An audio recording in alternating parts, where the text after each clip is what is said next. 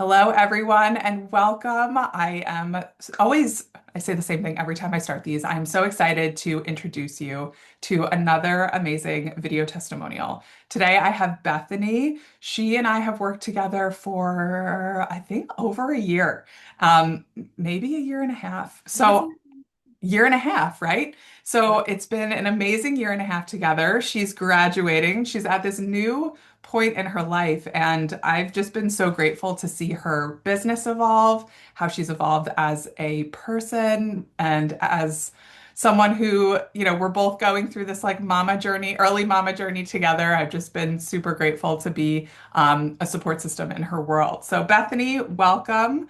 How are you?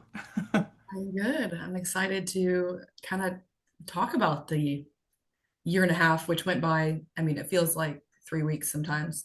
Although I feel like I've known you for a long time, so it's kind of crazy. It went fast, but it was all good. So let me give a background. So Bethany is a business owner and consultant of her own firm, BRS Consulting. What I love about Bethany's business is that she is kind of overlapping in the worlds that I support. So she's a consultant for, and she does a lot of like accounting, bookkeeping. She does a lot of advisory work. She does a lot of amazing things that I'll let her tell you about. But I think what's also good to know is because sometimes I'm working with business owners and they're solo business owners. Bethany has had employees. She's scaled up, she's scaled down in our time together. She has, big clients, she has small clients. So it's like, how do you manage all of that? She has a lot going on. And so I want to get like right into the weeds of your business, but why don't you give a little brief intro of what you do, where you live, or anything you want to share that the audience can get to know you a It's little better? fantastic. So I actually believe I found Lauren through a CPE because I am always last minute trying to get free CPE. And I was in a place of like nothingness in my business. But to give you a little background about my business, I graduated in the 0809 crisis. And so I ended up at a call center. And so right off the bat, I kind of felt like I had a chip on my shoulder about my career.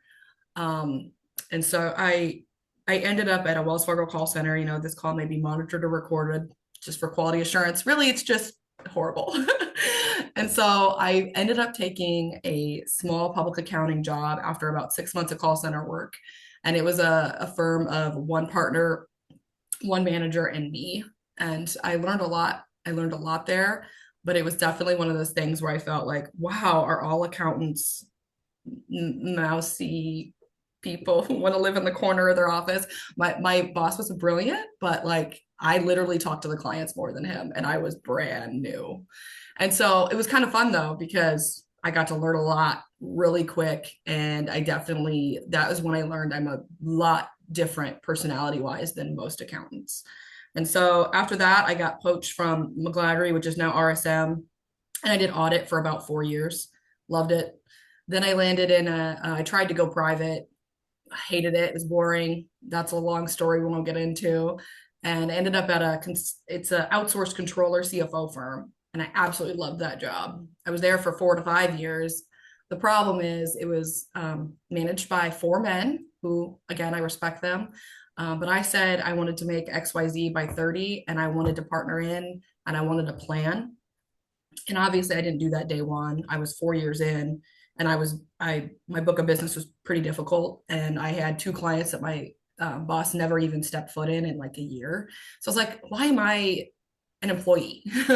And so it took a lot, but that was probably the biggest leap I had is I started my own business in 2019.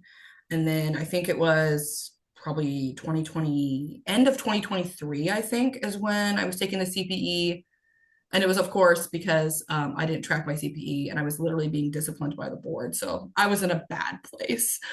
And I felt just like I was coasting. It was like, there's not an adjective to really nail exactly how I felt, but I had my onboarding slash, free trial call with Lauren and we hit it off. And I really felt like I needed somebody to help me. Because the thing I loved at my old firm is I really got along great with my boss. And he just never had time to mentor me. And they never took the time to partner me in, even though they said they wanted to a million times, and just there was no action. And I'm someone that if you're telling me you're gonna do something and I have to wait a year for even like a bullet point agenda, I'm out.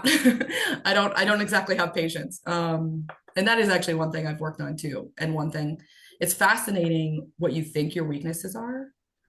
And then when you have somebody outside of your bubble who, and the reason I clicked with Lauren is she used to be in the grind of public. And so her story really resonated with me. So anyway, it's probably a little too much rambling about my business, but I basically do outsourced controller work, but it's very um, customer specific. And so my specialty is kind of healthcare, but I've got a lot of different service-based businesses. I do have one main business that kind of make sure I can pay my bills. Um, and that client's really is kind of emotionally difficult for me. And there's been times I wanted to leave. And so it's been really nice to have kind of an advisor outside of me and sometimes my knee jerk reactions to guide me in a way that feels more professional. I feel like my business is Mm. grown up now. I love that. So let's get specific because I want to hear, and it's nice to paint the picture because a lot of us have gone the public route and have jumped around and like public to Yes. private, and now you're starting your own business and you've been in it now for 6 years when we're recording Yep. this episode. But what were you experiencing when we met, physically, mentally, emotionally? Well, I know that I was, well, physically, I struggle with psoriasis. I'm a little high strung, and I was on the high powered medicine, and it was still pretty darn bad. In addition to that, one of my employees, who was my full time employee, was a good friend, and that relationship it hadn't really dawned on me yet that it was straining.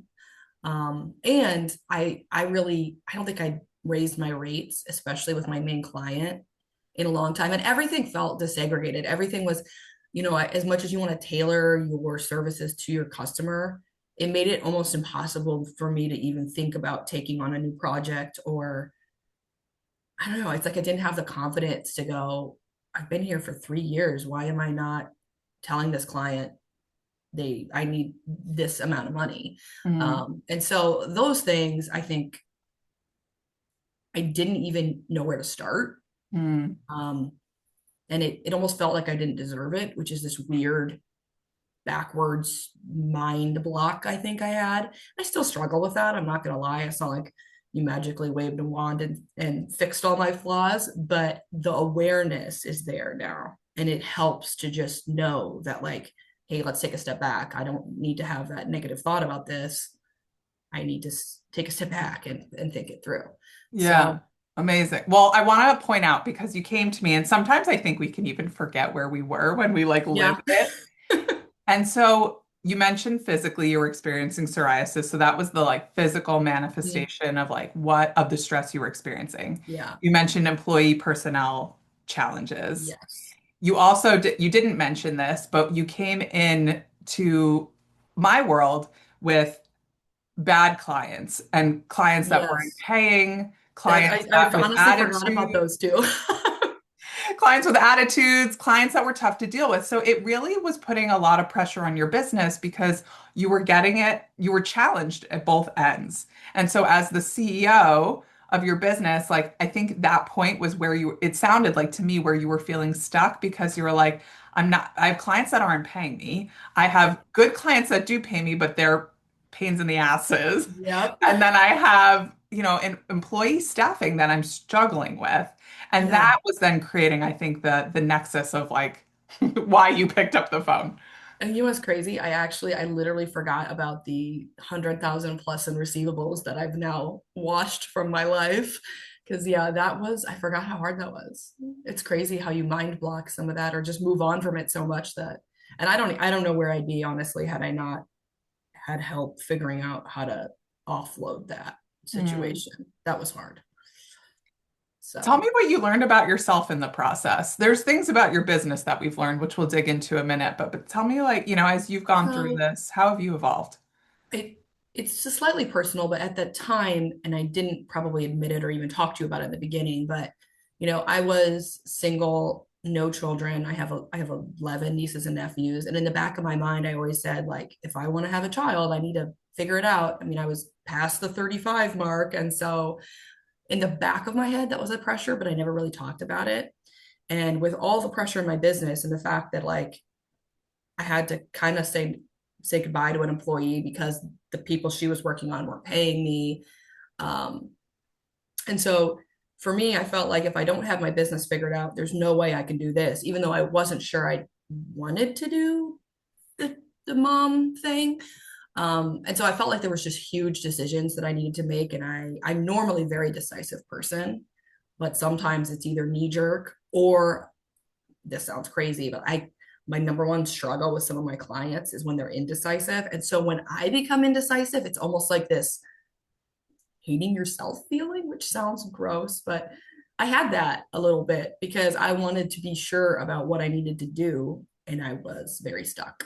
Mm. Um, and so I think, I mean, obviously, it's probably easier for you to see than me how you peeled it back because it's not like we waved the wand and I decided I wanted to have a baby. But I will tell you, the little baby steps in the confidence building made me go, life isn't just work. And if I want to do this, I really need to think about it and start making some steps towards that now. And so, crazy enough, spoiler alert, I have a little 16-week-old a couple rooms over. Which is so beautiful to see because where you've gone, and this is really common when women, any type of professional, when people come to me, it's like there's a point where they feel like work is so big, it takes up all the space. There's no Yeah, space for personal life, there's no space for relationships, there's no space for health. And so right. we are all work. And then when feel hard at work, it really like eats at our identity. So when you Yeah, were saying there's like, I didn't even really think until later on about like a family, it's because over the time we were like whittling down how work had to be your everything. And yeah, once we got it to be what I'll call sometimes like the bread plate instead of the entree of your life, you could yeah. then have space to be like, oh, I want more for me. And that's honestly a very good analogy because for me, I was always looking to work to solve my problems and to be like the compass. And it's just silly in hindsight because, I'm an adult. I can make personal decisions that matter to me without, waiting for my business to be in the perfect spot. Because that's kind of an illusion too. It's kind of like the illusion of happiness. You have to make decisions for yourself, not just when, oh, I'm making enough money to do it, or I don't have these 3 clients at my back anymore and barking orders. Because, yeah, I kind of felt like not a boss in the beginning. Like Mm. I own my business, and yet I was allowing my clients kind of to dictate everything, which is backwards. How are you feeling like the boss now for your business? Oh, What's I changed? feel a lot less weight. It's like I had lap band for business. I lost a lot of weight. I'm still, dealing with the transformation because it's different, it's new.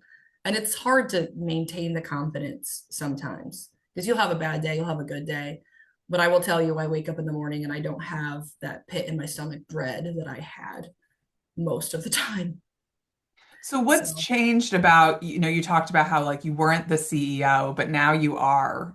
What's so changed? I no longer allow my clients to make me feel like, they didn't have their financials on the 14th instead of the 15th. And that, and I would get like a grumbly email and it would kind of send me into a tailspin. Like, am I not doing good enough? It's more, I dictate to them the expectation and it actually helps me because I am a little bit, I can get, how do I say?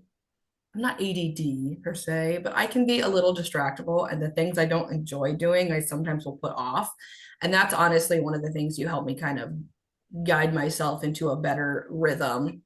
Because instead of ignoring the clients that frustrate me, I either need to find a way to offload them, find a way to service them the way that they need, but also getting ahead of the communication. Instead of waiting for them to be upset, I can say, I know you expected XYZ, this is what it came up because I mean, I don't know exactly if all of your clients are accounting related, but any accountant right now is going to know, oh yeah, they didn't tell me that they had, 5 other loans that weren't on the balance sheet. Oh yeah, the scope of the thing is completely different because scope is so hard with clients that you don't see the inside of just yet.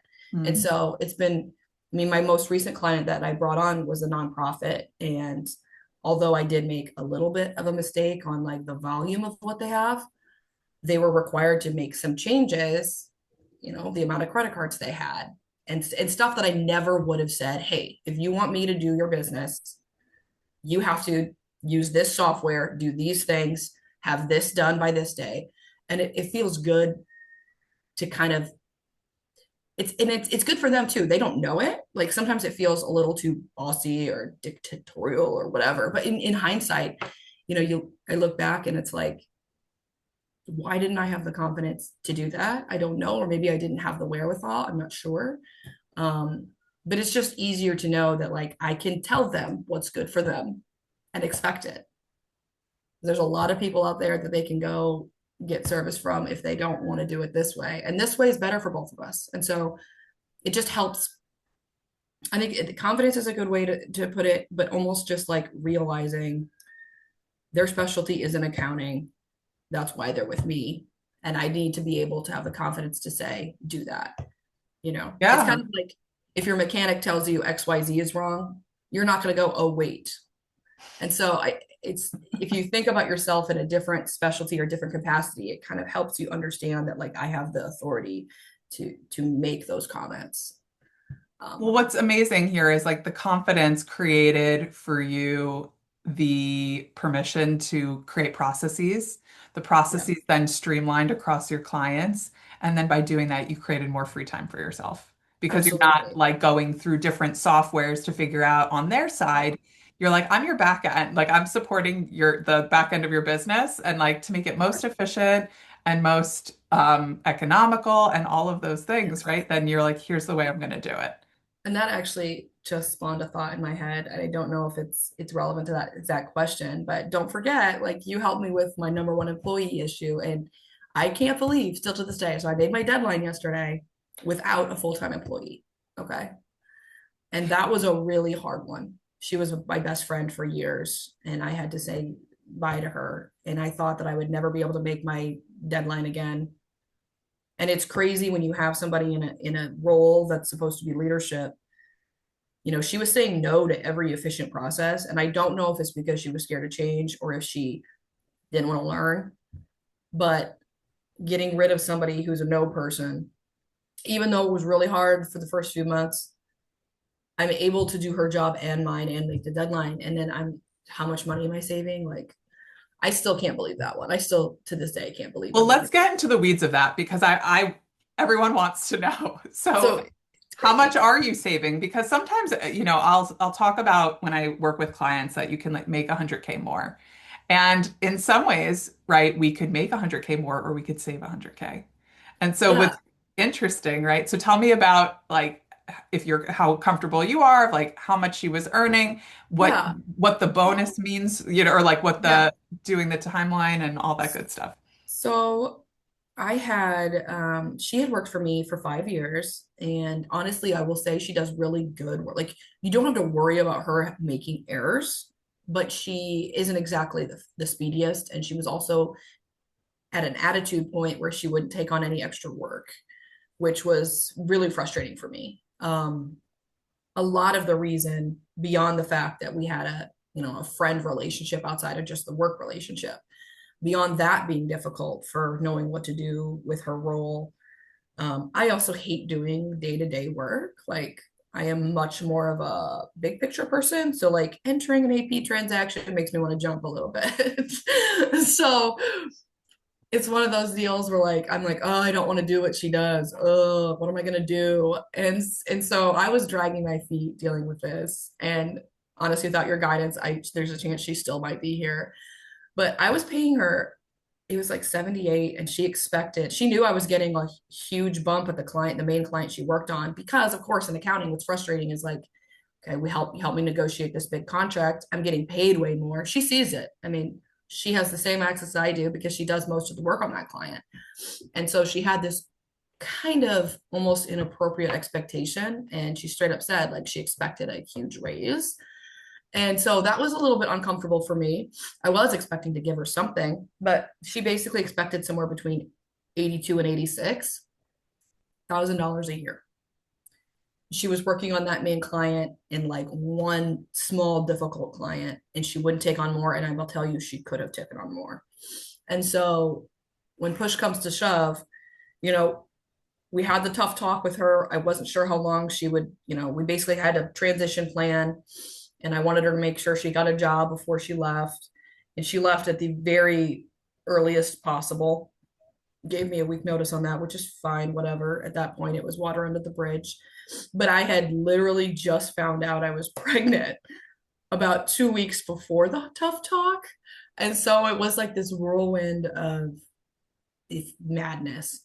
And yet I felt like if I don't do this, definitely nothing's going to improve. And so it was scary. It was like walking into a blind room, not knowing if there's a door on the other end or a ledge or what. But honestly, I would say within a month of her being gone, the amount of things I'm like, wow, why did she do it this way? Why did she do it this way?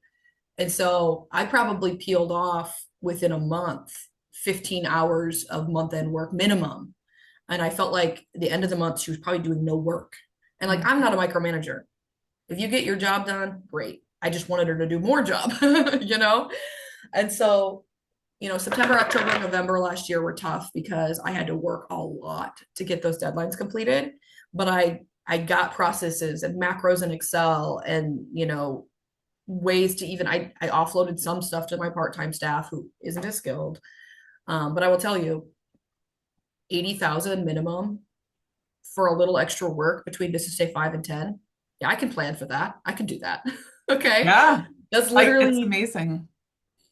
talking to you for 18 months alone was for that one thing was worth it, let alone like the all the other stuff. So yeah, I have no regrets on that.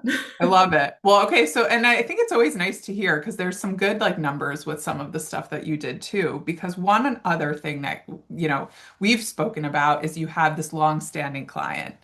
Yes. And one of the things you mentioned earlier in this interview is that you had not raised your rates for a very long time, Yeah. like a very, very long time. Yes. And even by raising the rates of that one client, like that one big client, like how much did you see an increase? How much did you like give back to yourself because of that I'd change? have to go back to the spreadsheet, but I think honestly it's between 5 and 8,000 per month, depending on if I make my deadline. More.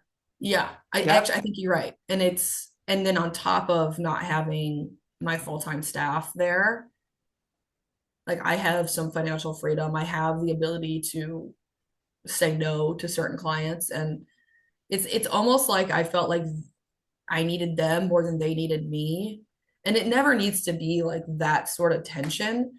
But honestly, I could kick myself for not having done it earlier because I really should have. Well, there's no kicking. It's like all the benefit is that you Yeah, took I need action to, when you yeah. did. And so I mean you made me put hours to numbers and kind of outline all this. It's one of those clients where I've been out of scope, so to speak, for so long. It's not, I couldn't like go back and say, hey, I'm not going to support your staff anymore. And so we went with the more of like, this is the value approach. And you're more than welcome to find an in-house team because it's a client that for whoever's listening to this, I had this client before I started my business. They were the main client I was on in my other consulting outsourced company. And so it was really awkward when I left them because I didn't have a non-compete and we basically had to do a three-way negotiation. So when I started there, the client made me feel very much like I'm the only reason you have a business, which was, trust me, I ground my teeth a lot over that. But what stinks is I had to take a really low rate in order to get this three-way negotiation across the finish line. And then it's like I never really added what I should have been adding for more staff and for this and for that. And like I was always keeping their entire department afloat. They had 3.5 people working in this department, and they now have a half an employee working in this department and me. And I'm able to get it all done. And so it's value over time. I spend less time there than I did 7 years ago, and I'm probably making at least double, if not three times more. Amazing. But I And should be. you know? Yeah, well, you should be. So the thing is, you're getting paid what you I'm deserve. getting paid what the value is. I mean, Yes. I know their business almost better than they do at this point, and we get things done on time. The frustrating part about that client, even though I will admit part of me likes it, is if people have questions, they tend to actually come to me because I respond faster than the average human, but also they've had so much turnover. Even though I'm a technically an outsourced consultant, I actually am like almost feel like the one that knows it all. And so it's not like you can, I don't feel like, I don't want people to think that I'm like holding them hostage because we're at a really good place now. The client's happy with the work I do. I don't But get that's the complaints about what point. they get charged. And, it works like a machine. And so there isn't this stress because in the past, I would have like little hissy fits about the fact that I'm not doing that. Like, this is way out of scope. And then we'd fight about it. And so I don't have to have those little arguments when I'm getting paid appropriately.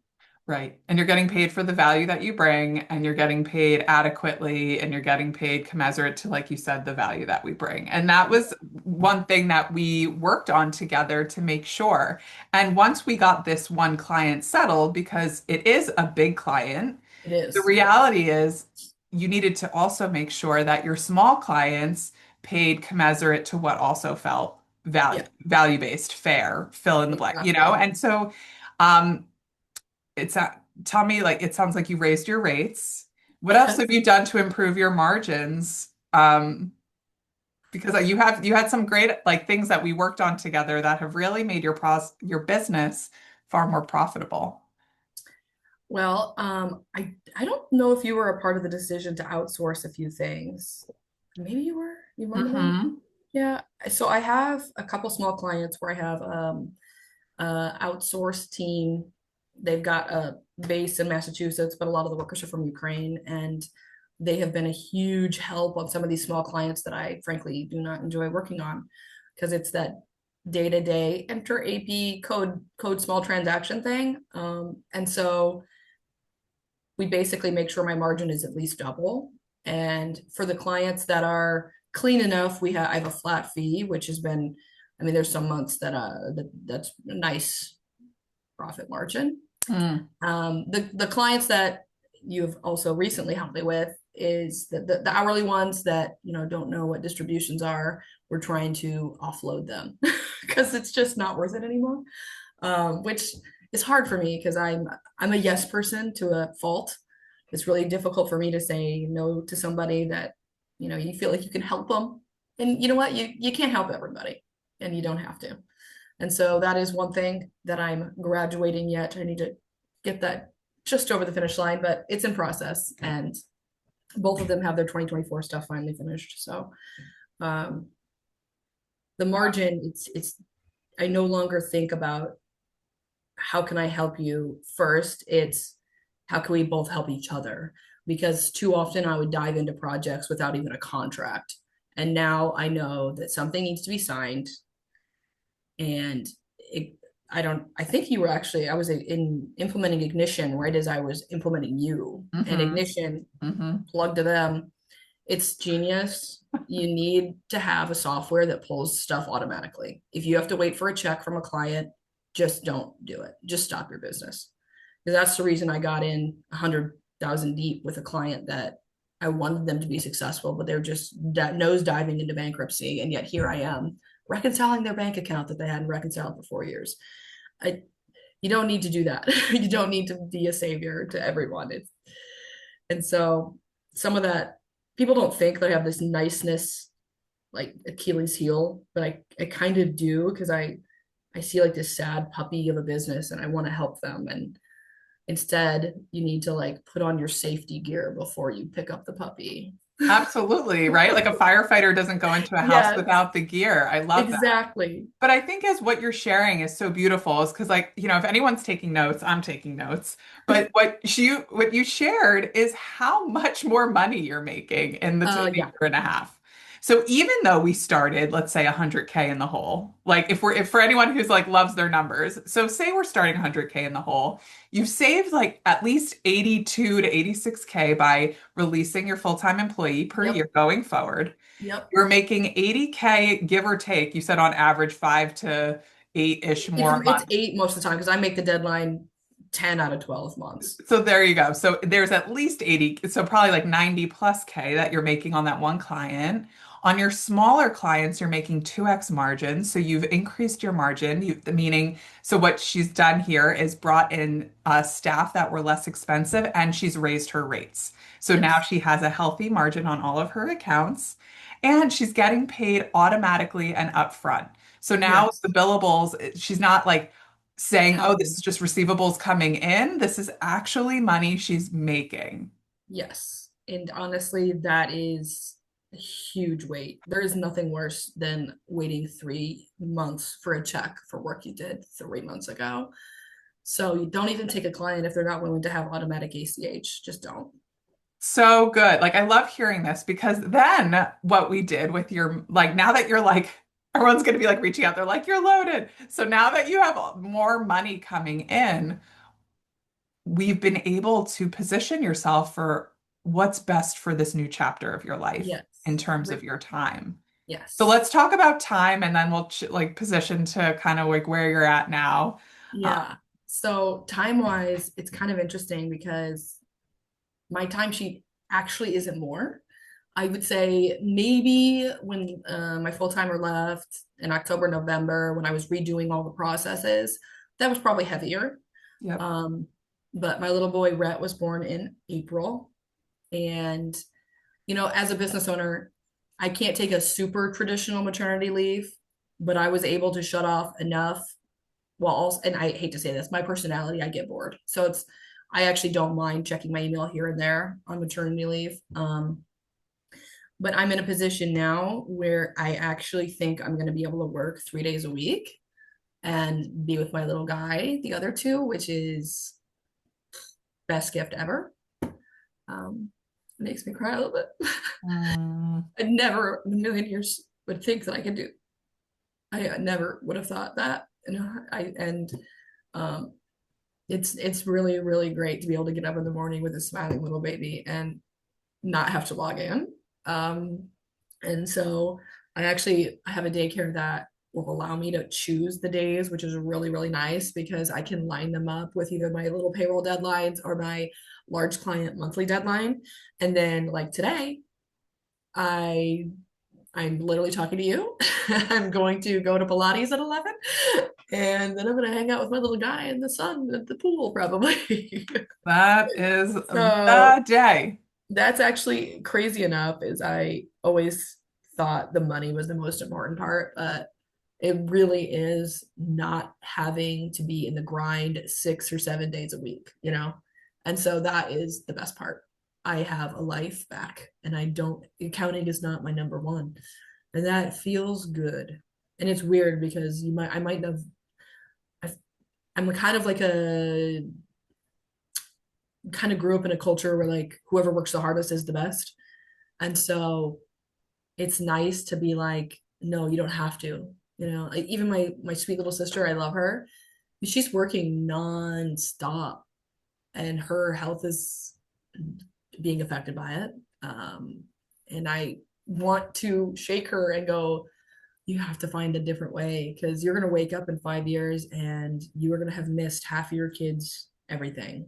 Hmm. And so it's kind of crazy because little sister lives down the street and we're really, really close. So it's impossible not to compare, but I almost sometimes feel guilty that I get to spend more time with my little one than she gets to. But it's great. It's a blessing, and I can't be more thankful. And I very much would not be here honestly without Lauren's assistance. It would have taken me probably 10 years instead of 18 months to do this. So, and my little guy would be 10. Now you get all those years with him. I know it's going to be so much easier and better. It's great. So, all right, moral of the story, making more, working less, Yes. stress doing it, And it's far, doable. and it's It's doable. doable. I would not have believed you. 18 or 2 years ago, I would not have believed you, but you got to believe. And it's this little baby steps. It didn't happen overnight. Like, it didn't happen overnight. So, Why was coaching a good decision? You were actually on our first consultation call was I actually loved our call and it's memorable because you were a little bit of a skeptic that came onto the yes. call and you're like, all right, so like So, what is this all about? what is this all about? So now as someone on the other side talking to the skeptic, like, why was it a good decision? I feel like, especially, I don't know, the Enneagram thing, I'm an eight, which is very decisive and forward and in charge. We all think that we can make decisions by ourselves that are best for us. And, that's not always the case. The problem is so many of my support systems are sort of in the same bubble, and you need somebody outside of your situation to go, wait a second, you did what? You agreed to what? Because Lauren is not going to sit there and be nice all the time. I hate to say it, but she has to tell you some truths. And I don't think I would have made any of these big important decisions that move the needle as fast as they did if I didn't have somebody in my ear saying, yes, you're worth it. What the hell? Or this client is not serving you. Why are you keep going back? And I need to hear that. I needed to hear those things, or I think that I would still be struggling. Hmm. So I would say, you know, the number feels big on that call, that first call, but it feels big because everything else in your life is too big and you don't have room to breathe. Hmm. And right now that number doesn't feel big at all, and it's very worth it. So just imagine a year after that being able to say that that number isn't big. Hmm. That's amazing. And so there's so many things as you're sharing that run through my head because it's like we think about the investment of coaching as a number, but then we're not really thinking about the results that it gives us. And if I Correct. were maybe, you mentioned a few times like, okay, we haven't waved a magic wand, but like 18 months is pretty quick It in is. the scope of things. And to say, okay, in 18 months, you're going to go from like stressed out business owner with psoriasis to a version of yourself where you can be a mother, work 3 days a week, have love and enjoyment in your life, Yeah. and serve your clients and make money. Also, we forgot to mention I was able to buy the very expensive home down the street for my sister in this time period too, which probably wouldn't have happened if I hadn't raised my rates either. So I doubled my mortgage payment, which is a little scary, but I wanted to live near my sister because she's got four little kiddos that I love. And that was kind of my backup plan if I didn't have kids. Now, lo and behold, I do have one, which is the best thing that I ever did. But that actually all happened within this time period too. So it's kind of, I should have done a better job of writing down all the milestones. But it's nice to have to reminisce about it. Well, what's These also things. nice is that there's so many that you forgot a couple. Yeah. That's kind of crazy. It's crazy how much happened in 18 months. Oh my gosh. So, speaking to the skeptic or maybe someone who's just like curious, what advice would you give them to someone who's thinking about working with me? I would say trust your gut and know that you need outside counsel. You're not just like I always go to the car example. If your car is making a funny noise, are you going to try to figure it out on your own? Are you going to go to a mechanic? Lauren is like the mechanic for life. And it's not just business. I was shocked actually that how much my life was affected by some of the things in my business. And she does a really good job of making sure that life isn't work. And I needed help with that. I don't know. I don't regret it at all. And I hate that I was a skeptic in the beginning because I was. And I understand why, because it's not cheap. But when you look at some of the things that you can do to either make more money or spend less money, and if you need help getting there, it's a no-brainer Mm. to me. I would say you do need to spend the time because there was many a times that I thought that, I really don't have time for this call. I really don't have time for this. You have to make time if you want to make change, which in the beginning was pretty hard for me. But now, I mean, I'm usually still 1 or 2 minutes late to my Zoom just because I don't know You are why. not. You're always on time. But I'm not trying to like cancel, you know what I mean? Because I have the time to do this. Yeah, you've never canceled, like Yeah. if we've ever have to move, and this is where like you're a busy woman. I'm working with busy professionals. Like the reality is we're busy, but I think it feels harder, especially in the beginning, because we don't see the ROI immediately. Exactly. The value takes time, but what we can see is your whole life. In some ways, nothing changed it. In some ways, everything changed. Yeah. No more than not. And it's crazy because I think the best like, wave of change is just even how I felt about like I think on the first call, I think I remember thinking, why did I sign up for this? I don't have time for this. If you don't have time for an hour call every other week, then you really need a business coach. If you think about it that way, that is your life is a train wreck if you are so, I hate the word busy. I'm reading this bullet journal book right now, and if you constantly telling people you're busy, you're doing something wrong Mm, because something else is dictating your time. I don't want to be busy. I want to be effective. I want to be present. I want to Yes, and I want be to, want to be available. Like, don't you actually yeah, want to be available? Like, we don't want to be busy. exactly. I want to have time for the things that matter, and I don't want only the things that matter to be my business. And don't get me wrong, like I still love making money, and I still love doing some of the work I do. It does not run my life. I run my business. And you run your life. Yes, which is amazing. Back Yes. off. So good. Thank you, Bethany. Thank you, thank you, thank you. I could ask Well, you a million I'm the one that should be thanking questions. you. Mm. Anything else? Is there anything else you want to share? Um, I would say the other piece of bit of advice for anybody considering this is don't be afraid to be open. I am naturally somebody who not necessarily overshares, but I am pretty open with people about some of the things in my life. And if you're not really, really willing to open up and share the hurt with a client or the insecurity about whatever, it's going to be harder for Lauren to help you move the needle. And so, like, let your hair down and take your jacket off and open up. So that would be my other bit of advice. It makes it a lot easier. There's nothing Lauren has ever done that she's like a safe zone, she's not your next door neighbor. She's not your mom. She's not in your business. And so it's like a perfect relationship where you can say whatever you need to say. It's a safe zone. So that's my last bit of advice. Beyond that, I'm super excited for you, Lauren. I can't wait to hear about your babe. Mm.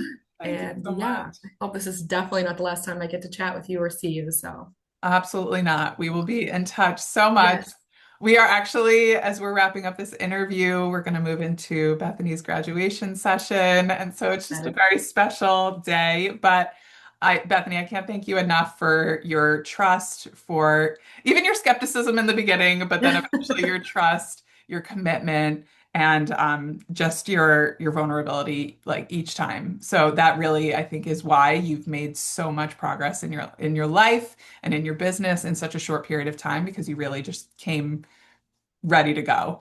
Yep. So I just appreciate that in you. And for anyone listening, yeah, you just know that these results are possible for you too. You can have Yes. that same shift in your business, Yep. same shift in your calendar, in your time, and in your joy and in your well-being. So I'll just leave you with that little teaser for now. But thank you, everybody, for listening. I'll catch you for the next one. Bye.